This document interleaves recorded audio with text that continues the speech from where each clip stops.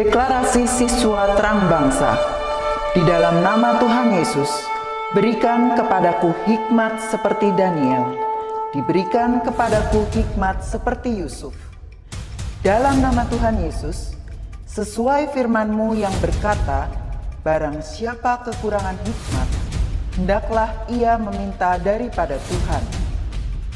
Di dalam nama Tuhan Yesus, tahun ini kecerdasanku akan dilipat gandakan oleh Tuhan. Di dalam nama Tuhan Yesus, aku akan semakin cemerlang. Di sekolahku, aku akan menjadi saksi Tuhan yang luar biasa. Dalam nama Tuhan Yesus, akan muncul dari hidupku panggilan untuk menjadi generasi Yoel yang penuh dengan api Tuhan dan militan dalam Tuhan. Aku disebut sebagai pelaksana-pelaksana firman. Aku bagian dari pasukan Tuhan yang tangguh pada akhir zaman. Lewat hidupku, pelajar di kota Sion akan mengalami kegerakan rohani yang luar biasa. Aku menerima jaminan masa depanku dari Tuhan sendiri, kalau aku hidup seperti yang Tuhan mau. Demi nama Tuhan Yesus, semua jadi dan genap. Amin, amin, amin.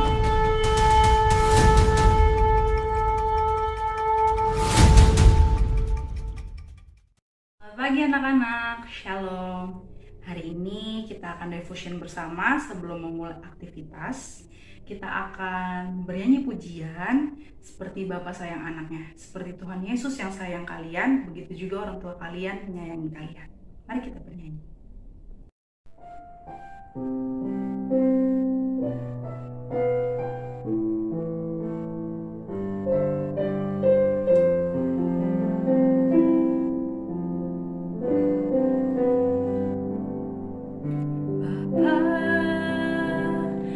Besar sungguh kasih setiamu, nyata sungguh perlindunganmu.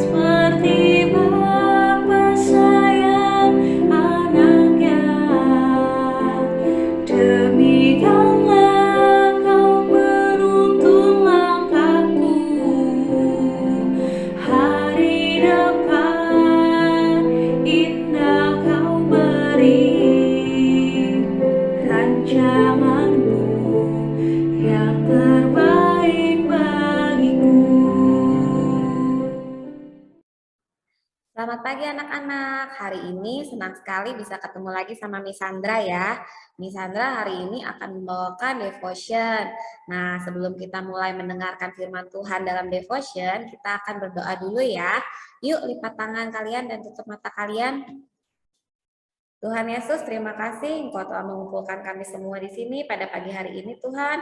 Tuhan, saat ini kami akan mendengarkan firman-Mu Tuhan, melewat devotion Engkau yang berkati Tuhan, pikiran, hati kami dan telinga kami Tuhan, agar dapat mendengarkan firman-Mu dengan baik Tuhan dan melakukannya dalam kehidupan kami. Terima kasih Tuhan, dalam nama Tuhan Yesus kami sudah berdoa dan mengucap syukur. Amin. Oke, anak-anak, hari ini Miss Sandra mau cerita tentang Tuhan Yesus saat dia lagi pergi ke Yerusalem. Nih, Miss Sandra punya gambarnya, kita lihat ya. Nah, suatu hari Tuhan Yesus itu pergi ke Yerusalem, anak-anak. Nah, saat pergi ke Yerusalem, Tuhan Yesus naik keledai. Nah, orang-orang di sana sangat bersemangat sekali menyambut Tuhan Yesus. Mereka bersolak seperti ini. Hosana, diberkatilah yang datang dalam nama Tuhan. Gitu kata mereka. Nah, tapi ada orang-orang yang tidak suka saat Tuhan Yesus datang ke Yerusalem, yaitu itu adalah para ahli Taurat. Para ahli Taurat merasa terganggu saat Tuhan Yesus datang ke Yerusalem, sehingga mereka tidak suka dan mau menyembah Tuhan Yesus. Mereka mengirim orang-orang untuk mengajukan pertanyaan-pertanyaan kepada Tuhan Yesus. Tapi Tuhan Yesus selalu berhasil memberikan jawaban yang baik, jawaban yang tepat, sehingga mereka menjadi bingung sendiri. Nah, pada suatu hari saat Tuhan Yesus datang kembali ke Bait Allah bersama murid-muridnya, nah mereka duduk di dekat tempat persembahan. Nah, mereka melihat ada seorang kaya menggunakan jubah yang bagus, dengan membawa sekantung uang yang banyak, memberikan persembahan yang sangat banyak ke Bait Allah, ke kotak persembahan.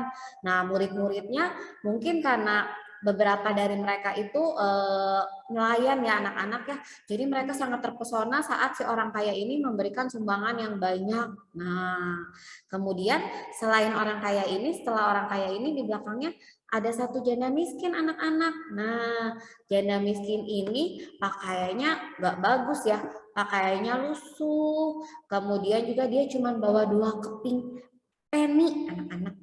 Nah, 2 keping kecil ya untuk diberikan kepada Bait Allah.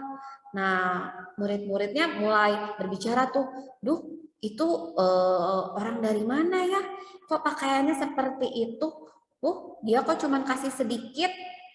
Nah, tapi Tuhan Yesus tahu anak-anak, meskipun si orang kaya itu memberikan banyak sekali uang emas, dan sedangkan si janda miskin ini hanya 2 keping kecil uang penny ya, tapi si janda miskin ini memberikan dari kekurangannya, memberikan dari yang semua yang dia punya anak-anak. Berbeda dengan si orang kaya. Orang kaya ini meskipun dia memberikan banyak ya, tapi dia banyaknya ini tidak seberapa dibandingkan yang dia miliki. Nah, janda miskin ini meskipun cuman kasihnya sedikit, tapi itu seluruh dari yang dia punya. Nah, anak-anak saat Tuhan Yesus melihat itu, Tuhan Yesus tergerak hatinya. Dia melihat ketulusan dari janda miskin ini. Makanya waktu murid-muridnya membicarakan tentang si janda miskin ini, Tuhan Yesus memberitahu murid-muridnya, murid-murid, sini, aku kasih tahu. Nah, meskipun janda miskin ini memberinya cuma sedikit, tapi dia itu ya memberi yang paling banyak loh dibandingkan yang lainnya. Terus murid-muridnya bingung, kok bisa? Mana mungkin uang penny dibandingkan sama uang emas? Itu kan beda jauh banget Tuhan.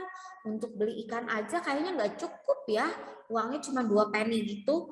Nah, tapi Tuhan Yesus menjelaskan bahwa orang kaya itu memberikan dari kelimpahannya, yang itu tidak seberapa dibandingkan dengan yang dia miliki. Sedangkan si janda ini memberikan dari kekurangannya, memberikan semua nafkahnya, meskipun dia tidak punya apa-apa, dia tulus memberikan seluruh miliknya. Maka itu lebih berharga di mata Tuhan dibandingkan pemberian si orang kaya ini. Anak-anak, mari kita seperti si janda miskin ini ya. Kalau melakukan apa-apa untuk Tuhan, memberikan apa-apa untuk Tuhan, melakukan semua hal itu harus dengan tulus.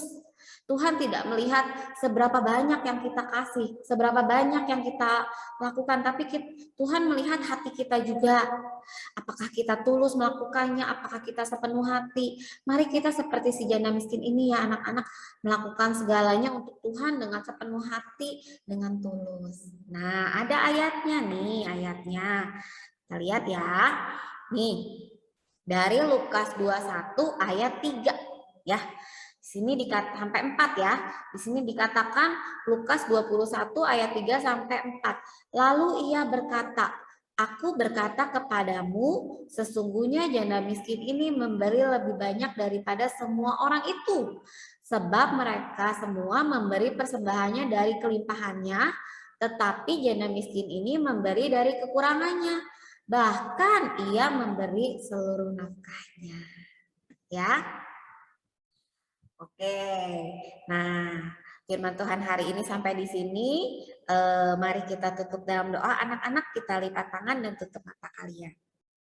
Tuhan Yesus, terima kasih kami sudah mendengarkan firman-Mu Tuhan. Tuhan, ajar kami untuk menjadi seperti si janda miskin ini Tuhan, yang mau melakukan semua hal, memberikan semua hal untuk Tuhan dengan tulus, tanpa embel-embel apapun Tuhan. Tuhan, ajar kami Tuhan untuk melakukan semuanya sepenuh hati Tuhan, untuk-Mu Tuhan, sehingga kami dapat melakukan firman-Mu Tuhan dengan sebaik-baiknya. Saat ini kami akan melanjutkan aktivitas kami yang lainnya Tuhan. Engkau yang sertai, Engkau yang berkati, Engkau jaga dan lindungi kami Tuhan, sehingga semuanya dapat berjalan dengan baik. Dalam nama Tuhan Yesus kami berdoa dan mengucap syukur. Amin. Dadah. Sampai ketemu lagi ya anak-anak. Tuhan Yesus memberkati.